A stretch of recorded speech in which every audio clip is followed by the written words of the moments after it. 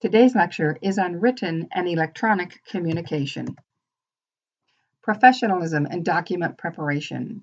Attention to content and presentation of documents. Positive and effective communication and reflection of professional image for the office. Selecting document supplies. Your letterhead paper, used for first page of correspondence, standard or legal size. Embossed for special occasions. Envelopes can be business size, typically match the letterhead, and there's many other sizes depending on the function. Labels, convenient for frequently used addresses and prepared in a standardized format called a template on your computer.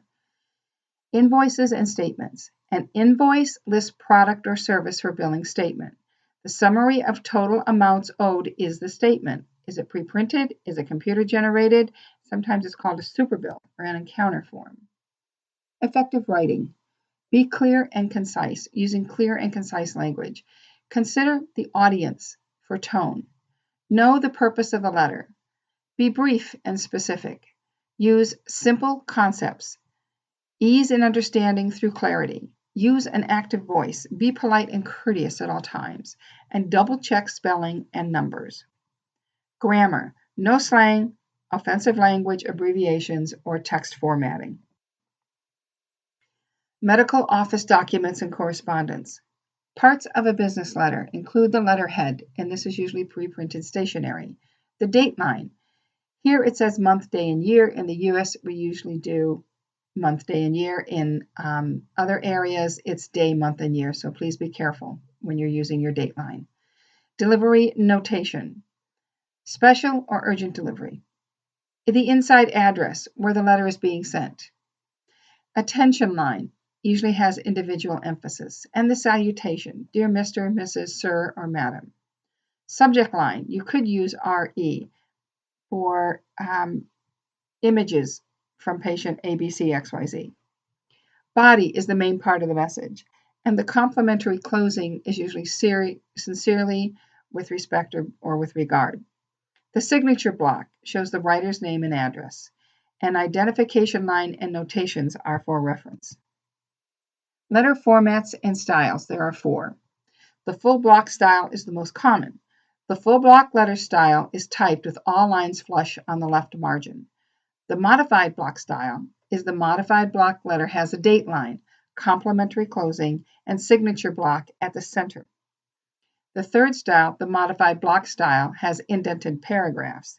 And the 4th style, the simplified style, is a simplified letter style which modifies full block by leaving off the salutation and complimentary close.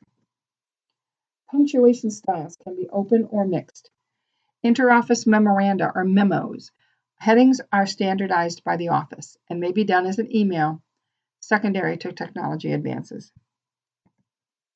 Written communication using electronic format. Electronic media and email to patients are protected by HIPAA laws, and a signed consent is needed for patient portal communication. You need to go to the reception area in your office and ask for a patient portal sign-on, and they will give it to you, then you can use it. Interoffice emails, and we have managing emails as well. Editing and proofreading. Editing, checking for accuracy of facts, logical flow, conciseness, clarity, and tone. Proofreading is checking for grammar, spelling, and formatting errors.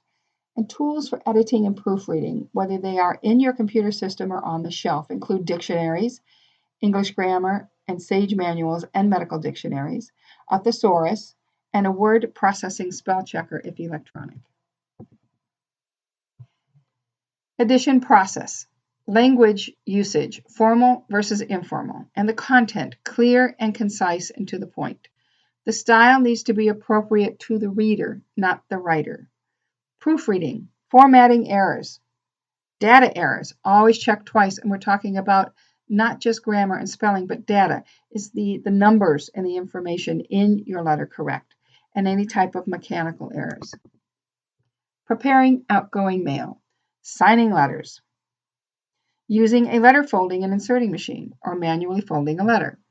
Preparing the envelope. Optical character readers, OCRs, are used by the United States Postal Service to speed mail processing. It first looks for the zip code and then the address. Where's your address placement? Is it in the correct place? And is it in the correct format? Mailing options. Mailing equipment and supplies. We have airmail supplies. We have envelopes for overnight delivery services, postal rates, scales, and meters. And posting mail. Is it an envelope or a package? Is it the appropriate postage and has it been placed in the designated area for pickup by the USPS or any other couriers? The U.S. Postal Service delivery has regular mail. First class is 11 ounces or less. Second class is newspapers and magazines. Third class is medium mail for printed material. And fourth class is parcel post for packages weighing 1 to 70 pounds. The rate depends on the weight and the distance. We have special services for additional fees, such as overnight mail or 2 or 3 day mail. And you can use messengers or couriers to deliver your mail. Processing incoming mail. Sorting and opening. Sort according to priority and policy. Personal and confidential mail leave unopened. Now you record your mail on the daily log with responses noted, if that is the policy of your office. Annotating. Underline or highlight key points in mail. Attach the patient chart to the letter if appropriate. If you're using electronic health records, then make sure that the appropriate provider receives the mail.